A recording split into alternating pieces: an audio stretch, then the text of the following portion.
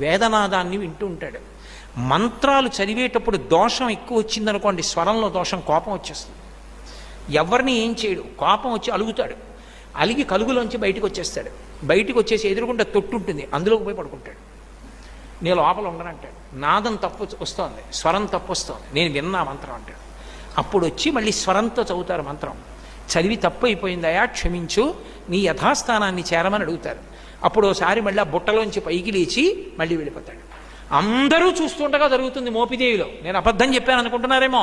మీరు కావాలంటే అర్చకుల్ని వెళ్ళి అడగండి, కిందే ఉంటుంది కలుగు, అందులోనే పడుకుని ఉంటాడు. అందరూ చూస్తుండగా బయటకు వస్తాడు. స్వరం తప్పినా, అనాచారం ఎక్కువైపోయినా బయటకు వచ్చేసి అలకపాన్ పెక్కి పడుకుంటాడు. మళ్ళీ వెళ్ళి వేదం స్వరంతో చెప్తే లోపలికి వెళ్ళిపోతాడు. ఆ నాదాన్ని ఇష్టపడతాడు కాబట్టి సర్పరూపంలో పడుకుంటాడు. చిన్న అపరాధం జరిగింది, ఒకసారి బ్రహ్మగారిని నిగ్రహించాడు.